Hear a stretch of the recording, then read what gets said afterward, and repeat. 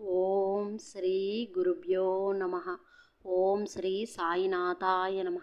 సాయి భక్తులకు నమస్కారం. బాబావారి ఆశీర్వాదంతో అందరూ ఆరోగ్యంగా సంతోషంగా సుఖంగా ఉన్నారని అనుకుంటున్నాను. బాబావారి బ్లెస్సింగ్స్ అందరి మీద ఉండాలని మనస్ఫూర్తిగా కోరుకుంటున్నాను. శ్రీ సాయి సచ్చరిత్రం 42వ అధ్యయనంలో కథలు గురించి తెలుసుకుందాం. బాబా మహాసమాధి చెందుట ముందుగా సూచించుట అంటే బాబావారు మహాసమాధి చెందేది 1 సంవత్సరం ముందుగానే భక్తులకు తెలియచేశారు, కానీ అది ఎవరు కూడా తెలుసుకోలేకపోయారు.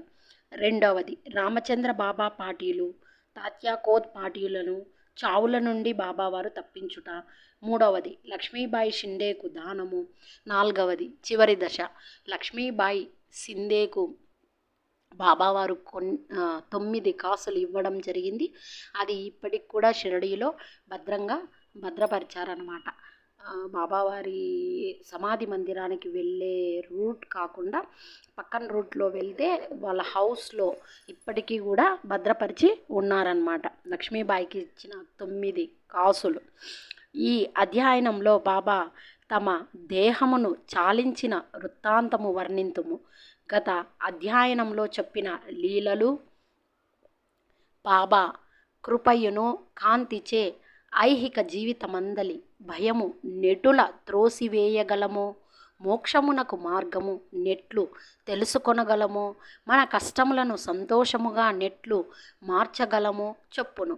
సద్గురువుని పాదార విందములను జ్ఞప్తి యుందుంచుకొనినచో మన కష్టములు నశించును, మరణము దాని నైజమును కోల్పోవును, ఐహిక దుఃఖములు నశించును.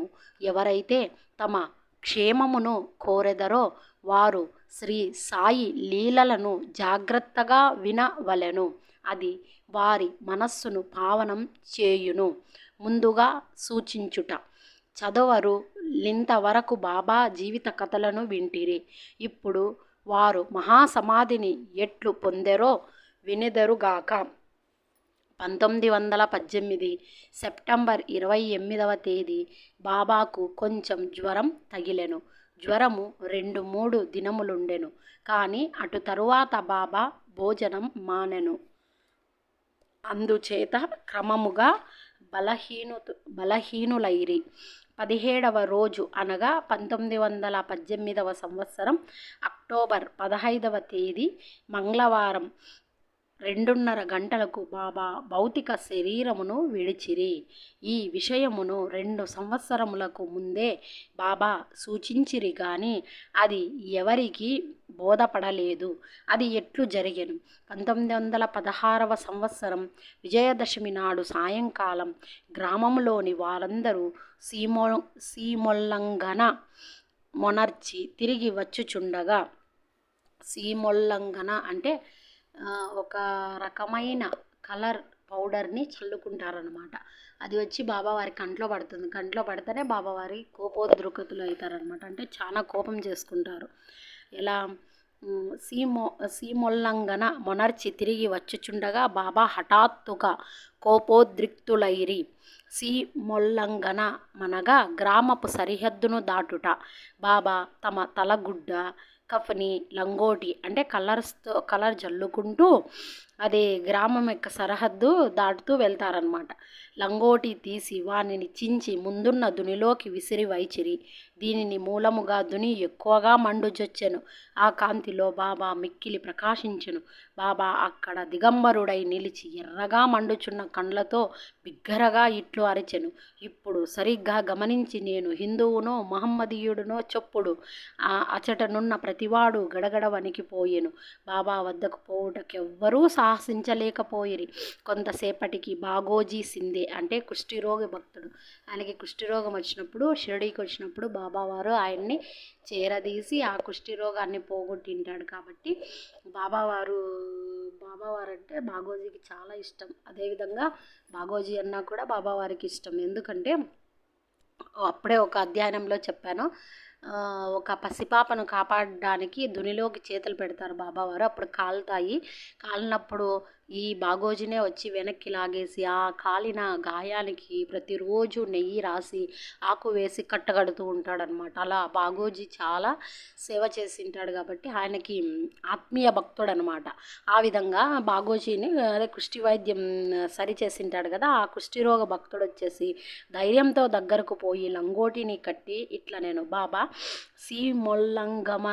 సీమొల్లంఘనము నాడు ఇదంతయు ఏమి, ఎందుకు ఇలా చేస్తున్నారు, మీ బట్టలన్నీ చింపేసి దునిలో వేశారు, నేను హిందువునా ముస్లింలా అని గట్టిగా బిగ్గరగా అరుస్తున్నారు, మీ కళ్ళు మండిపోతున్నాయి, ఇదంతా ఏంది, సీమోల్లంఘన చేస్తున్నప్పుడు ఇదంతా ఎందుకు చేస్తున్నారు బాబా అని అడిగాడు. ఈరోజు నా సీమోల్లంఘనము అనుచు బాబా సటకాతో నేలపై కొట్టెను. బాబా రాత్రి 11 గంటల వరకు శాంతించలేదు. ఆ రాత్రి చావడి ఉత్సవం జరుగునో లేదో అని అందరూ సంశయించిరి. 1 గంట తరువాత బాబా మామూలు స్థితికి వచ్చెను. ఎప్పటి వలె దుస్తులు వేసుకుని చావడి ఉత్సవమునకు తయారయ్యను. ఈ విధముగా బాబా తాము దసరా నాడు సమాధి చెందుదామని సూచించారు కానీ 1 సంవత్సరం ముందుగానే ఈ విధంగా చెప్పినప్పటికీ కూడా భక్తులు ఎవరూ కూడా కనుక్కోలేదు, అది తెలుసుకోలేకపోయారు అన్నట్టు చెప్పడం అనమాట. ఈడ హేమడ్ పంత్ సూచించిరి కానీ అది ఎవ్వరికీ అర్థం కాలేదు. దిగువ వివరించిన ప్రకారం బాబా మరి యొక్క సూచన కూడా చేసిరి. రామచంద్ర అనే వ్యక్తికి తాత్యా కోత్ పాటిల్కి మరణం తప్పించుట, వాళ్ళిద్దరు మరణం తప్పించి బాబావారు తన జీవితాన్ని చాలించాలని చెప్పేసి బాబావారు సమాధి చెందారు.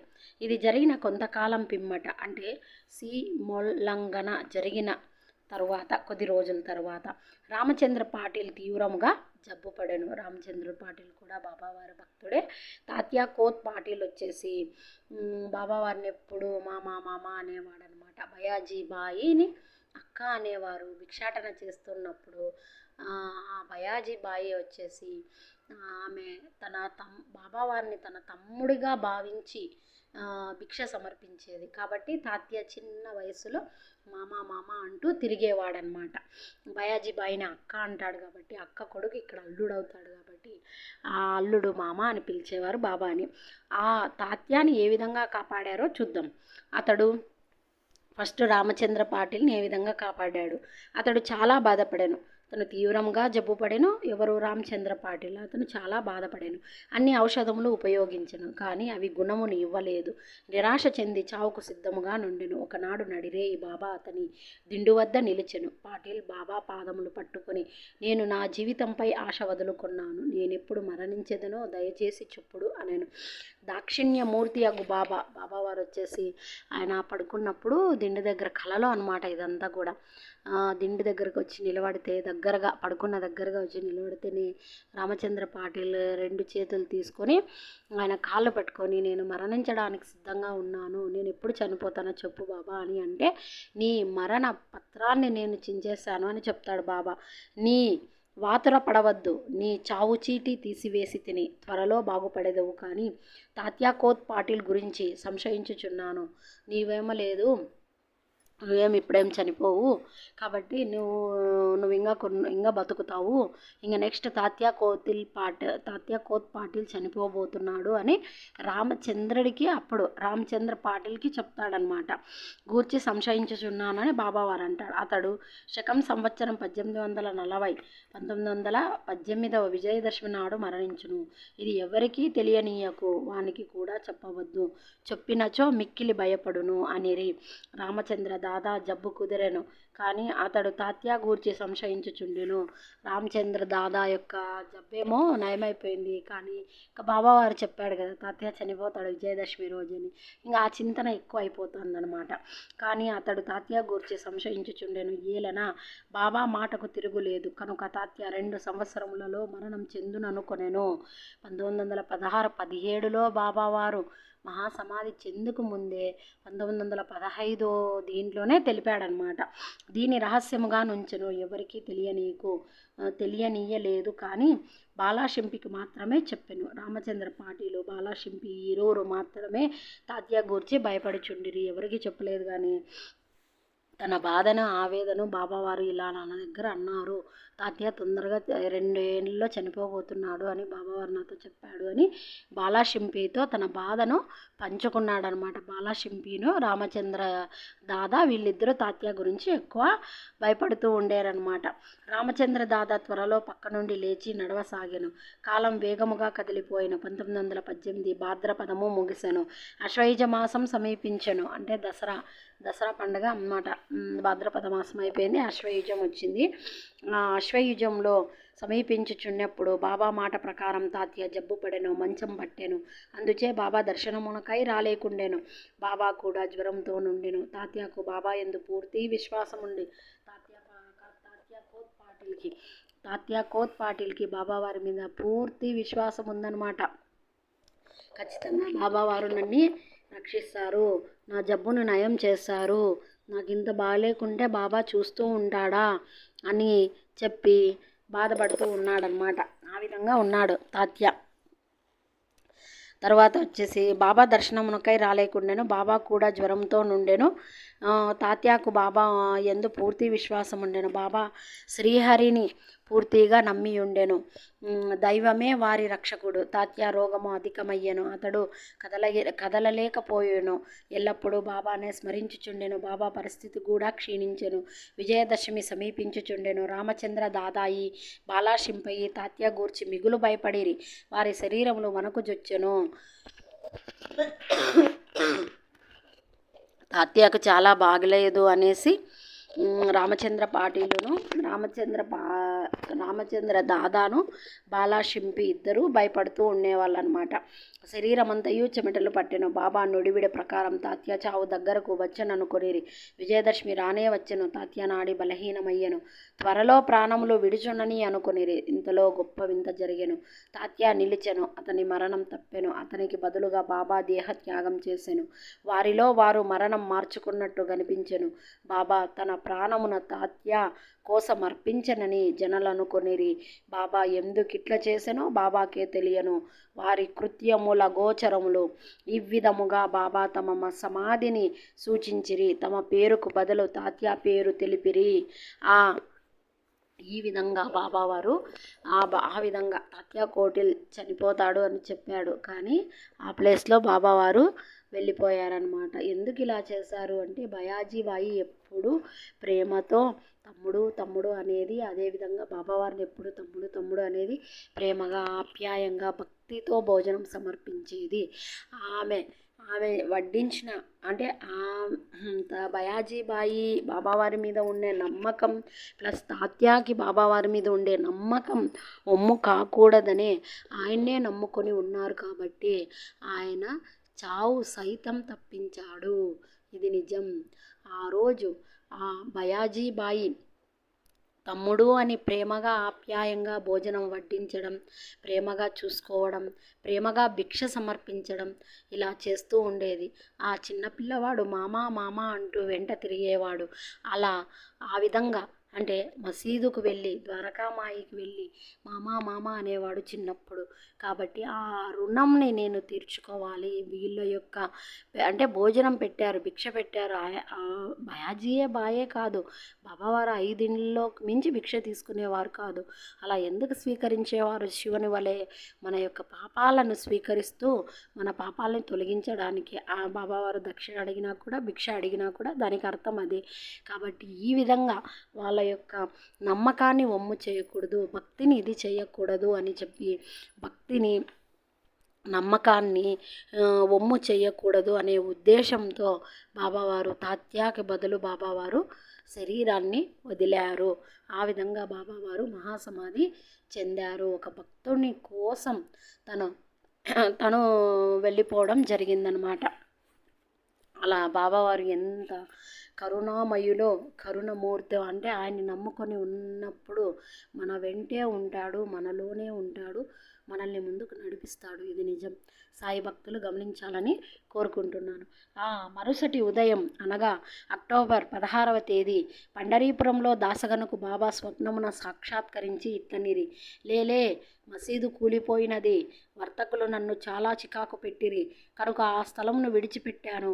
ఆ సంగతి ఈ సంగతి నీకు తెలియజేయుటకై వచ్చినాను అని చెప్పి దాసగనుని అంటాడనమాట. ఈ దాసగను వచ్చేసి ఇతను మిలిటరీలో పనిచేస్తూ ఉంటాడు. ఎప్పుడు బాబావారి దర్శనానికి వస్తాను అని అంటూ ఉంటాడు. కానీ ఎప్పుడు చూసినా ఒకసారి ఈ బందిపోటు దొంగను పట్టుకున్న తరువాత వస్తాను అని అనుకుంటా అంటాడనమాట. బందిపోటు దొంగను పట్టుకోవడానికి వెళ్తాడు దాసగును. ఆ దాసగను బందిపోటు దొంగను పట్టుకునేటప్పుడు సరిగ్గా ఆ బందిపోటు దొంగే వెనక నుండి గన్ పెట్టి కాలుస్తానని చెప్తాడనమాట. అప్పుడు బాబా అని గట్టిగా అరిస్తే అప్పుడు బాబావారు ఆయన్ని రక్షించుంటాడు. సో అప్పుడు వెంటనే వచ్చి దాసగను వచ్చి బాబావారిని దర్శనం చేసుకొని పోతాడనమాట. దాసగను కూడా ఒక భక్తుడు ఆయన కల్లో కనిపించి లేలే మసీదు పడిపోయింది, నేను సమాధి చెందాను వచ్చి నన్ను దర్శించుకో అన్నట్టుగా చెప్పారు. వర్తకులు నన్ను చికాకు పెడుతూ ఉంటే ఆ స్థలం విడిచిపెట్టాను. ఈ సంగతి నీకు తెలియచేయటకే వచ్చినాను. వెంటనే అక్కడకు పొమ్ము, నన్ను చాలినన్ని పుష్పములతో గప్పుము. షిరిడీ నుంచి వచ్చిన ఉత్తరం వలన కూడా దాసగునికి సంగతి తెలిపెను. షిరిడీ నుండి వచ్చిన ఉత్తరం ద్వారా బాబావారి మహాసమాధి చెందారు రండి అని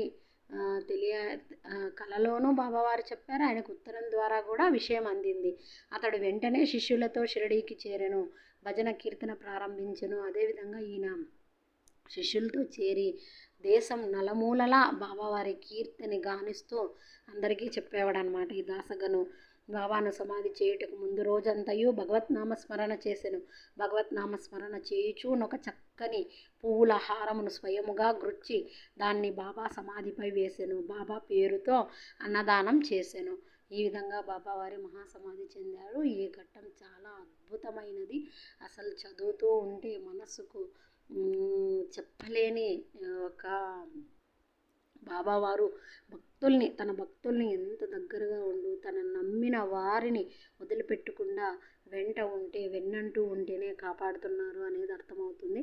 కాబట్టి సాయి భక్తులు దీన్ని గమనించి బాబావారిని భక్తితో నిష్టతో పూజ చేయాలని కోరుకుంటున్నాను. బాబావారు గురువు, సద్గురువు. మనకి ఇష్టమైతే ఆయన్ని పూజించాలి, లేదంటే లేదంతే తప్పితే ఖచ్చితంగా పూజ చేయాలి అని నేనైతే చెప్పను. ఎందుకంటే he is guru, he is Sadhguru. మన నమ్మకం మీదే ఏదైనా ఆధారపడి ఉంటుంది అంతే.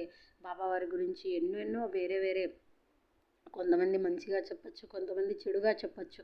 కానీ వాటన్నిటినీ ఏది పట్టించుకోవద్దండి. నిజంగా ఆయన గురువు, ఆయన భగవత్ స్వరూపము. కాబట్టి భగవంతుడికి భక్తుడికి మధ్యలో వారధి గురువు. కాబట్టి ఈ గురువు ద్వారా ఎన్నో విషయాలు మనం తెలుసుకోవచ్చు. ఆయన జీవితంలో ఆయన అన్నీ కూడా ఆచరించి చూపాడు, మంచే చెప్పాడు, మంచినే బోధించాడు, మంచిగానే ఉన్నాడు, ప్రేమపూర్వకంగానే ఉన్నాడు. ఆయనకి వచ్చిన దక్షిణ అయితే ఏదైనా సరే ఎప్పటికప్పుడు ఖర్చు పెట్టేసేవారనమాట. డబ్బుని ఎప్పుడు దాచుకునేవారు కాదు బాబావారు. సాయి భక్తులు బాబావారు ఎప్పుడూ ప్రతి ఒక్కరిని 2 నియమాలు కోరుతాడు. ఒకటి శ్రద్ధ, సబూరి. శ్రద్ధ అంటే ఓర్పు, సబూరి అంటే నమ్మకం. ఓర్పుతో కూడినటువంటి నమ్మకంతో ఆయన్ని మనం పూజ చేసినట్టయితే ఆయన ఎప్పుడూ మన వెంటే ఉంటాడు. ఇది నిజం. లక్ష్మీబాయి సింధేకు దానం ఇచ్చట బాబా సర్వజీవి వ్యాపి. మొదటిది లక్ష్మీబాయి సింధేకు దానం. దసరా లేదా విజయదశమి హిందువులకు గొప్ప శుభ సమయము. ఈ దినమున బాబా సమాధి చెందుటకు నిశ్చయించుకొనుట మిగులు సవ్యముగానున్నది. కొన్ని దినముల నుండి వారు వ్యాధిగ్రస్తులుగా నుండిరి, లోపల మాత్రం పూర్ణ చైతన్యులుగా నుండిరి. చివరి సమయమప్పుడు హఠాత్తుగా ఎవరి సహాయం లేకుండా లేచి కూర్చుండి మంచి స్థితిలో నున్నట్టుగా కనపడిరి. అపాయ స్థితి దాటినదని బాబా కోలుకొనుచుండెనని అందరూ అనుకొనిరి. తాము త్వరలో సమాధి చెందుదమని బాబాకు తెలియను. కాన లక్ష్మీబాయి సింధేకి కొంత ద్రవ్యమును దానం చేయు నిశ్చయించుకొనిరి. బాబా సర్వజీవ వ్యాపి. ఈ లక్ష్మీబాయి సింధే ధనవంతురాలు, సుగుణవతి. రాత్రింబవళ్ళు ఆమె మసీదులో బాబా సేవ చేయుచుండెను.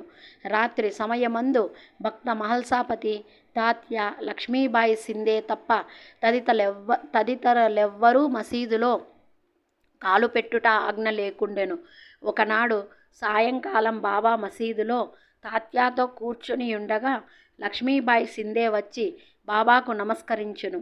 బాబా ఇట్లనెను, ఓ లక్ష్మి, నాకు చాలా ఆకలి వేయుచున్నది. వెంటనే ఆమె లేచి కొంచెము సేపాగము, నేను త్వరలో రొట్టెను తీసుకొని వచ్చేదను అనెను. అనిన ప్రకారం ఆమె త్వరగా రొట్టె కూర తీసుకొని వచ్చి బాబావారికి ముందు పెట్టెను. బాబా దానిని అందుకొని ఒక కుక్కకు వేసెను. లక్ష్మీబాయి ఇట్లడిగెను, ఇది ఏమీ బాబా? నేను పరిగెత్తుకొని పోయి నా చేతులారా నీ కొరకు రొట్టె చేసి తిని, నీవు దానిని కొంచెమైనను తినక కుక్కకు వేసితివి. అనవసరముగా నాకు శ్రమ కలుగజేసితివి. అందుకు బాబా ఇట్లు సమాధానమిచ్చెను, అనవసరముగా విచారించదవేళ. కుక్క ఆకలి తీర్చుట నా ఆకలి తీర్చుట వంటిది. కుక్కకు కూడా ఆత్మ కలదు, ప్రాణాలు వేరు కావచ్చును, కానీ అందరి ఆకలి ఒక్కటియే. కొందరు మాట్లాడగలరు, కొందరు మూగవాని వలె మాట్లాడలేరు. ఎవరైతే ఆకలితో నున్న వారికి భోజనం పెట్టెదరో వారు నాకు అన్నం పెట్టినట్లే. దీనినే గొప్ప నీతిగా ఎరుగుము. ఇది చాలా చిన్న విషయము గాని బాబా దానివల్ల గొప్ప ఆధ్యాత్మిక సత్యము బోధించి ఇతరులకెట్టి బాధయూ కలగకుండా నిత్య జీవితంలో దానిని ఆచరణలో పెట్టుట ఎటులో చూపించిరి. ఆనాటి నుండి లక్ష్మీబాయి రొట్టె, పాలు భక్తి ప్రేమలతో బాబాకు పెట్టుచుండెను. బాబా మెచ్చుకొని ఎంతో ప్రేమతో తినుచుండెడివారు. అందులో కొంత తాను తిని మిగతా రాధాకృష్ణమయ్యకి పంపుచుండెను. ఆమె బాబా భుక్త శేషమునే ఎల్లప్పుడూ తినుచుండెను. ఈ రొట్టె కథను విషయాంతరముగా భావించరాదు. దీనిని బట్టి బాబా సర్వజీవులయందు గలడని తెలుసుకొనగలము. బాబా సర్వవ్యాపి, చావు పుట్టుకలు లేనివారు, అమరులు. బాబావారికి చావు పుట్టుకలు ఏమీ లేదు, అమరులు. బాబావారు ప్రతి జీవిలోనూ తాను ఉంటానని చెప్పి ఈ విషయాన్ని తెలిపారు. లక్ష్మీబాయి షిండేకి చాలా ఆకలిగా ఉందని చెప్పారు. ఆమె రొట్టె కూర తెస్తే అక్కడున్న కుక్కకు పెట్టాడనమాట. నేను ఇంత ప్రయాసపడి చేసుకొస్తే మీరు కుక్కకు పెట్టినారా అంటే, ఆ కుక్క చాలా ఆకలిగా ఉంది, ఆ కుక్కలో కూడా నేను ఉన్నాను, అది నువ్వు గుర్తించలేదా అని చెప్పి తన భక్తురాలకు తెలపటం జరిగింది. బాబా లక్ష్మీబాయి సేవలను జ్ఞప్తి అందించుకొనిరి. ఆమెను మరచెదరెట్లు. బాబా తన భౌతిక శరీరము విడుచున్నప్పుడు తన జోబులో చేయి పెట్టి ఒకసారి 5 రూపాయలు, ఇంకొకసారి 4 రూపాయలు, మొత్తం 9 రూపాయలు తీసి లక్ష్మీబాయికిచ్చిరి. ఈ సంఖ్య 21వ అధ్యాయంలోని నవవిధ భక్తులను తెలియజేయును. లేదా ఇది సీమోల్లంఘన సమయమున నిచ్చు దక్షిణ అనుకొనవచ్చును. లక్ష్మీబాయి సిందే ధనవంతురాలగుటచే ఆమెకు ధనం అవసరం లేదు. కనుక బాబా ఆమెకు ముఖ్యముగా నవవిధ భక్తులను గూర్చి బోధించి ఉండవచ్చును. భాగవతం ఏకాదశ స్కందము 10ాధ్యాయములలో 6వ శ్లోకము పూర్వార్థమున 5వ ఉత్తరార్థమున 4 విధములు భక్తి చెప్పబడి ఉన్నది. బాబా ఈ ప్రకారముగా మొదట 5, తరువాత 4, మొత్తం 9 రూపాయలు ఇచ్చెను. ఇక 9 కాక 9కి ఎన్ని రెట్లు రూపాయలు లక్ష్మీబాయి చేత మీదుగా వ్యాయమైనవి. కానీ బాబా ఇచ్చిన ఈ 9 రూపాయల ఆమె ఎన్నిటికీ మరువదు. బాబావారు ఇచ్చిన ఈ 9 రూపాయలు ఆమె ఎప్పటికీ మరవదనమాట. మిక్కిలి జాగరూకత మరియు పూర్ణ చైతన్యం కలిగియుండు బాబా యవసాన కాలమందు కూడా తగిన జాగ్రత్త పడెను. తన భక్తులపై గల ప్రేమానురాగముల యందు తగుల్కొన కుండునట్లు వారందరినీ లేచి పొమ్మనిరి. కాకాసాహెబ్ దీక్షిత్, బాపూసాహెబ్ బూటి మొదలగు వారు మసీదు నందు ఆందోళనతో బాబాను గనిపెట్టుకొనియుండిరి. కానీ బాబా వారిని వాడకు పోయి భోజనం చేసి రండననిరి. వారు బాబాను విడువలేకుండిరి, బాబా మాటను జవదాటలేకుండిరి. మనస్సునందు ఇష్టం లేనప్పటికీ వారు పోలేక మసీదు విడిచిపోయిరి. బాబా స్థితి అపాయకరముగా నుండెనని వారికి తెలియను. కనుక వారు బాబాను మరవకుండిరి. వారి భోజనమునకు కూర్చుండిరే కానీ వారి మనస్సు బాబాపై నుండెను. వారు భోజనం పూర్తి చేయక మునుపే బాబా తమ భౌతిక శరీరం విడిచెనని వార్త వచ్చెను. భోజనములు విడిచి ఎందరూ మసీదుకు పరిగెత్తిరి. బయాజీ అప్పాకోతే పై బాబా దేహము ఒరిగియుండెను. బయాజీ అప్ప కోతే అన్నతనిపై బాబావారి దేహం అంటే ఆయన మీద తలబెట్టి ఇలా పడుకునేస్తున్నారనమాట. వారు నేలపై కానీ తమ గద్దెపై కానీ పడలేదు. తమ స్థలములలో ప్రశాంతముగా కూర్చుండి తమ చేతితో దానము చేయుచు శరీరం విడిచిరి. యోగులు శరీరము ధరించి ఏదో పని మీద భూలోకమునకు వత్తురు. అది నెరవేరిన పిమ్మట వారెంత నెమ్మదిగాను సులభముగాను అవతరించారో ఎంత శాంతముగా వెళ్ళెదరు. బాబావారు ఏ విధంగా పడుకున్నారు? నేలపై కానీ గద్దెపై కానీ కూర్చోలేదు.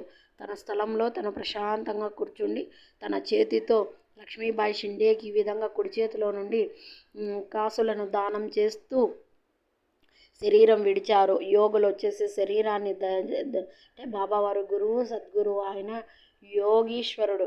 సో యోగులు శరీరము ధరించి ఏదో పని మీద భూలోకానికి వస్తారు. అది నెరవేరిన వెంటనే వారెంత నెమ్మదిగా సులభంగా అవతరించారో అంతే శాంతముగా వెళ్ళిపోయేదరు. శ్రీ సాయినాథాయ నమః. 42వ అధ్యాయం సంపూర్ణం. సద్గురుం శ్రీ సాయినాథార్పణమస్తు. శుభం భవతు. నా వీడియోస్ మీకు నచ్చినట్లయితే లైక్ చేయండి, షేర్ చేయండి, సబ్స్క్రైబ్ చేయండి. Thanks for watching my video.